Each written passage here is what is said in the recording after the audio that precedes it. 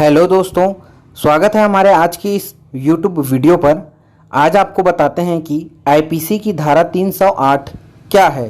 तथा यह किस आरोपी पर लगाई जाती है, इसमें सजा व जुर्माना का क्या क्या प्रावधान है, दोषी पाए जाने के बाद अपराधी को कितने दिनों तक जेल में रहना पड़ सकता है और इसके लिए क्या क्या प्रावधान है। तो आइए इस वीडियो के माध्यम से आपको इसकी पूरी जानकारी देते हैं। अब आपको बताते हैं कि आईपीसी की धारा 308 किस आरोपी पर लगती है।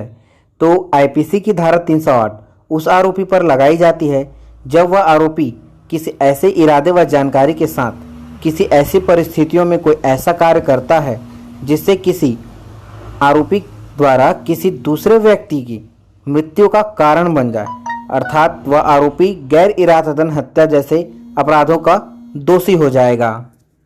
तो ऐसे में जो कोई आरोपी इस प्रकार के अपराध करता है और अगर अपराध करने के बाद वह आरोपी न्यायालय द्वारा दोषी यानी अपराधी पाया जाता है,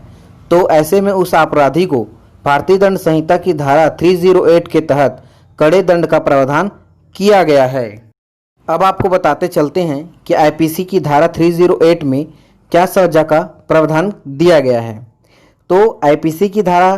308 में यह प्रावधान है कि अगर कोई आरोपी किसी ऐसे इरादे व जानकारी के साथ किसी ऐसी परिस्थितियों में ऐसा कार्य कर देता है तो उससे दूसरे व्यक्ति की मृत्यु का अगर वह कारण बनता है तो उसे गैर इरादतन हत्या जैसे अपराधों को अंजाम दे देता है। तो ऐसे में जो कोई भी अपराधी इस प्रकार के अपराध को अंजाम देता है तो उसे भारतीय दंड संहिता की धारा 308 के अंतर्गत उस अपराधी को किसी एक अवधि के लिए 3 वर्ष तक का कारावास और साथ में आर्थिक दंड या फिर दोनों से उसको दंडित किया जा सकता है। अब आपको आईपीसी की धारा 308 के अंतर्गत जमानत का भी क्या प्रावधान है ये आपको बताते चलते हैं। जब कभी कोई अपराधी भारतीय दंड संहिता की धारा 308 के अंतर्गत आने वाले अपराधों को अंजाम देता है और अगर वह अपराधी इस आपराधिक मामले में जमानत की मांग करता है तो उसे जमानत नहीं मिलती है, क्योंकि भारतीय दंड संहिता की धारा 308 एक जमानती अपराध होने के साथ साथ यह एक गैर संज्ञेय अपराध भी है। इसके लिए अगर कोई आरोपी इस धारा के अंतर्गत जमानत की मांग करता है तो उसे जमानत नहीं दी जाएगी। आईपीसी की धारा 308 के अंतर्गत आने वाला अपराध पीड़ित व्यक्ति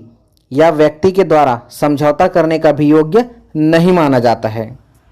मतलब कि यह समझौता नहीं हो सकता।